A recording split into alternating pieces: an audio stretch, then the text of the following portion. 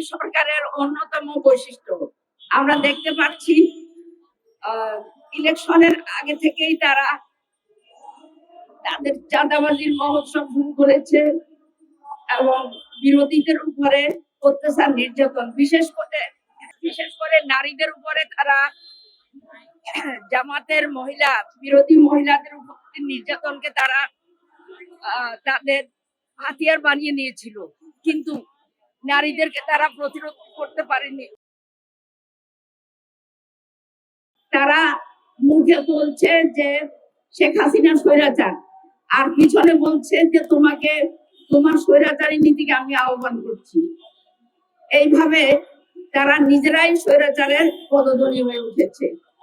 আমাদের বিবি সওদা সুমিকে অ্যারেস্ট করা তারই প্রমাণ বহন করছে, যেখানে সাইবার আইনটা, যে আইনে মানে যখন তখন গ্রেফতার করা হতো, সে আইনটা বাতিল করা হয়েছে।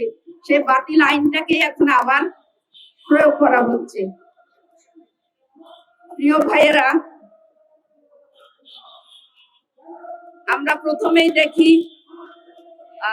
গণভোটকে এই সরকার অস্বীকার করছে।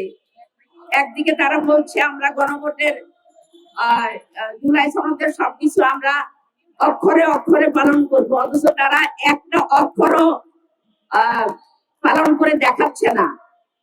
তারা যে গণভোট হয়েছে এই বাংলাদেশ আমলে, পাকিস্তান আমলে এবং বিশ্বের বিভিন্ন দেশে যখনই গণভোট হয় তখন এই গণরায়কে সব সরকারি বাস্তবায়ন করে, মেনে নেই। কিন্তু এই বিএনপি সরকার এমন একটা সরকার যারা মুনাফিক, তাদের কথা এবং কাজে কোনো মিল নেই। তারা মুখে বলছে আমরা গণভোটের রায় অক্ষরে অক্ষরে বাস্তবায়ন করব, অথচ তারা গণভোটের রায় বাস্তবায়নের জন্য যে শপথ নেওয়া দরকার ছিল সেই শপথটাই তারা নেয়নি। আর দ্বিতীয় বিষয় হচ্ছে সংবিধান।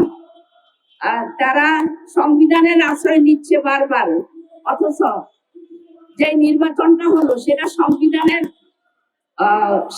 স্বীকৃতি অনুযায়ী নির্বাচন হয়নি, তাহলে সেই নির্বাচনটা কেন মেনে নিল?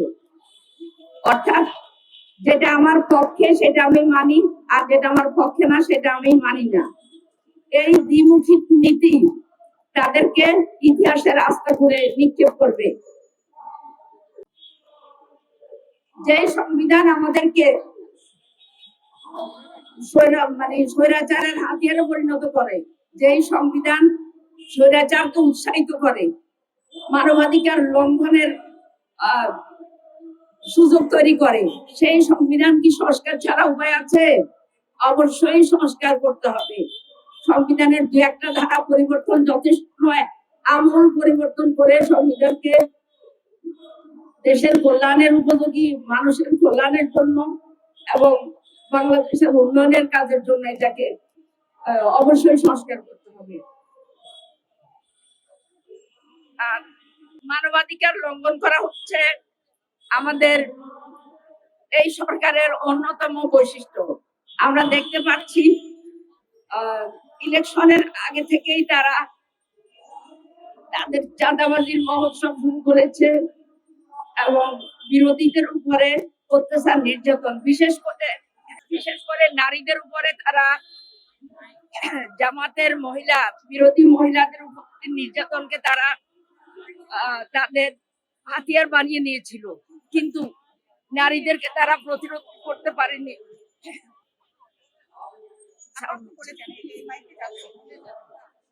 নারীদেরকে তারা প্রতিরোধ করতে পারেনি। এদেশের সিংহভাগ নারী ভোট দিয়েছে ইনসাফের পক্ষে, ন্যায়ের পক্ষে। তো তারা সেটার প্রতিশোধ নেওয়ার জন্য এখন তারা নারীদের উপরে আবার জুলুম শুরু করেছে।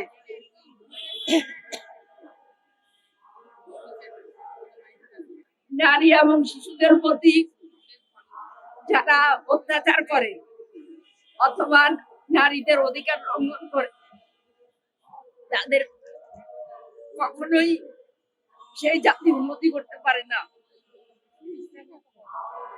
সেই সরকার উন্নতি করতে পারে না।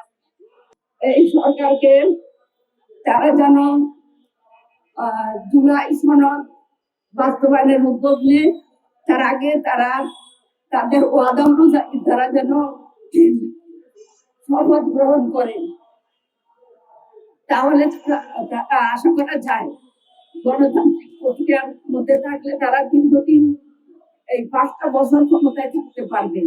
আর যদি তা না করেন তাহলে এই দেশের জাগ্রত জনতা চুপচাপ বসে থাকবে না, তারা ঘুমাবে না। অবশ্যই যেমন 1 বছর আগে তারা স্বৈরাচারকে উঠিয়েছিল, তেমনি নতুন স্বৈরাচারকেও তারা অবশ্যই হঠাৎ ভাগ্য করবে। আমি আপনাদের কাছে আমাদের এই মানববন্ধন থেকে আজকের মানববন্ধন থেকে কিছু দাবি পেশ করছি আপনাদের মাধ্যমে সরকারের কাছে। বিবি সরকার বিরুদ্ধে মামলা তুলে নিতে হবে এবং তাকে গ্রেফতারের ইন্ধন তাকে গ্রেফতার করতে হবে। মধ্যরাতে কোনো ওয়ারেন্ট ছাড়া কোন ব্যক্তিকে ঘর থেকে তুলে নেওয়ার কালচার বন্ধ করতে হবে। গ্রেফতারকৃত ব্যক্তিকে নিয়ে অশালীন কুরুচিপূর্ণ মন্তব্যকারীকে সাইবার ক্রাইম মামলার আওতায় শাস্তি নিশ্চিত করতে হবে। সরকারের উদাসীনতায় তেল গ্যাস সংকট বেড়ে চলেছে। বিরোধী দলকে সাথে নিয়ে আলোচনার মাধ্যমে সংকট মোকাবেলার উদ্যোগ নিতে হবে। বিএনপির সন্ত্রাসী কর্তৃক হামলা এবং উল্টা মামলার বিরুদ্ধে ব্যবস্থা গ্রহণ করে জৌর নিরাপত্তা নিশ্চিত করতে হবে। জুলাই বিপ্লবের আকাঙ্ক্ষার আলোকে গণভোটের ফলাফল অনুযায়ী সংবিধান সংস্কার করে মানুষের মৌলিক অধিকার ফিরিয়ে দিতে হবে। বিচার বিভাগের স্বাধীনতা, সার্বভৌমত্ব এবং ভূ সংক্রান্ত অর্ডিন্যান্সগুলো বহাল করতে হবে। অটিস্টিক শিশুর মাকে মধ্যরাতে শিশু থেকে বিচ্ছিন্ন করে গ্রেফতারে মা ও শিশুর অধিকার লঙ্ঘিত হয়েছে। গ্রেফতারের নির্দেশদাতাকে শাস্তির আওতায় আনতে হবে ও এই ধরনের ঘটনা পুনরাবৃত্তি অবশ্যই বন্ধ করতে হবে। সবাইকে ধন্যবাদ জানিয়ে আমার নাগরিক অধিকার রক্ষার দাবি। রাষ্ট্র সংস্কারের জন্য 24-এর গণ অভ্যুত্থান, সংস্কারের জন্য গণভোট নীরবে নির্মিতে আজকে কাঁদে 17 বছরের প্রতিবন্ধী ফ্যাসিস্ট তারাতে নারীরাও ছিলেন সোচ্চার, চোখে চোখ রেখে প্রতিবাদের ফিকে পড়েছিল। দেয়ালের লেখাগুলো এখনো মুছে যায়নি, সেখানে দিনে নাটক রাতে আটক, নাটক কম করো প্রিয় নারী, তুমি প্রতিরোধের মিছিলে নিরাপদ। আজকে নারীরা কি নিরাপদ? আজকে নারীরা, সম্মানিত সাংবাদিক ভাই এবং বোনেরা, আজকে প্রশ্ন রাখছি, নারীরা কি নিরাপদ? সেই সাইবার নিরাপত্তা আইন যা 2025 প্রণয়ন করা হলো, 2013 যে সাইবার নিরাপত্তা সুরক্ষা নিশ্চিত করা, সেখানে অপরাধ সংগঠিত কারণ শনাক্তকরণ, প্রতিরোধ, দমন এবং উক্ত অপরাধের বিষয় আনুষঙ্গিক বিষয় যেখানে যুক্ত ছিল, যেটা অপ্রতুল থাকার কারণে নতুন করে অধ্যাদেশ আনা হলো। অথচ আমরা দেখতে পাচ্ছি একজন নারী তার নিজস্ব মত প্রকাশের জন্য আজকে তাকে রাতে আবার সেই রাতের নাটক সাজানো হলো। সম্মানিত উপস্থিতি, একজন নির্ভর নারীকে গ্রেফতার করে মামলা দেখিয়ে, ভয় দেখিয়ে জনগণের কণ্ঠকে কখনো রোধ করা যাবে না। দুষ্কৃতকারী সে দুষ্কৃতকারী। এই জন্য সামাজিক যোগাযোগ মাধ্যমে ফেসবুকের যে পোস্ট গুলো দেওয়া হয়, আমি বিনয়ের সাথে বাংলাদেশের প্রতিটা মানুষকে বলবো, যারা সোচ্চার ফেসবুকে, আপনারা ভালো করে করুন, ভাষাগুলোকে সুন্দর করুন। আল্লাহ এবং আল্লাহ রাসূল মানুষকে সহনশীলতা শিক্ষা দিয়েছে, সহমর্মিতা শিক্ষা দিয়েছে, সে যে দলেরই হোক। গতকালকে একজন বোন আমাদের ফেসবুকে কয়েকটি নাম প্রকাশ করেছে, যাদের অধিকাংশই দেখেছি আমরা সরকারি দলের।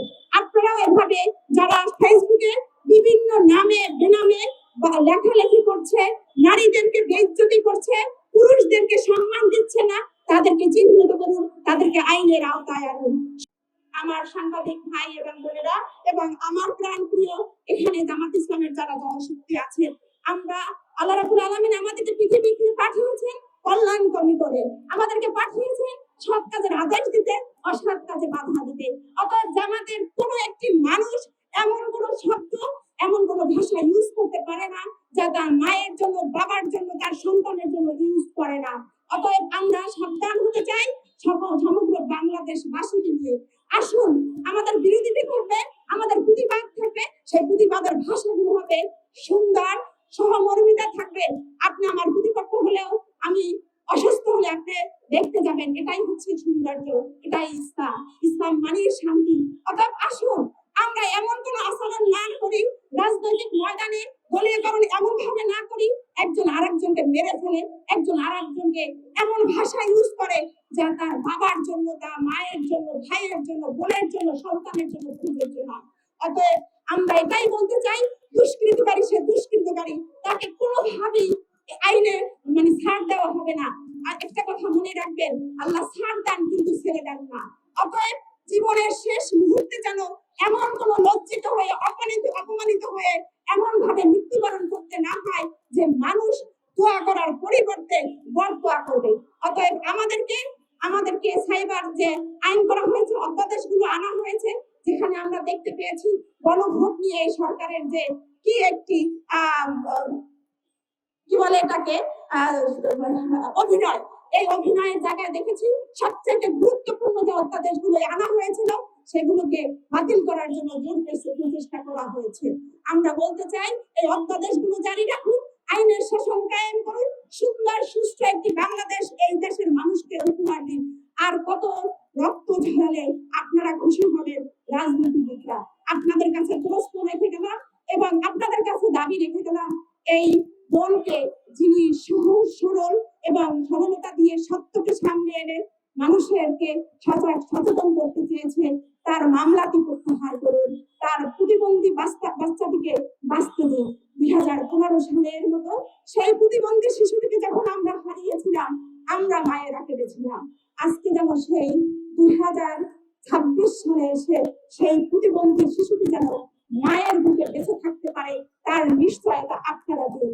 অতএব আপনাদের কাছে আমরা বিনয়ের সাথে আবারও বলছি, সুন্দর একটি বাংলাদেশ এদেশের মানুষকে দিন। এদেশের মানুষের রক্ত নিয়ে আর কোনো খেলায় হতে না। ধন্যবাদ। changeTV.press, এক ফোঁটা হলুদও নেই।